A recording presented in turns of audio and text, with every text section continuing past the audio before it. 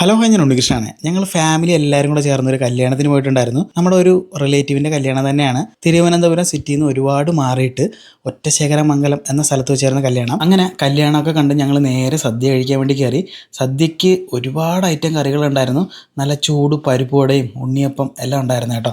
As usual ആദ്യം പരിപ്പ്, പപ്പടം, നെയ്യൊക്കെ ചേർത്ത് ഒരു പിടിയങ്ങ് പിടിച്ചു കേട്ടോ.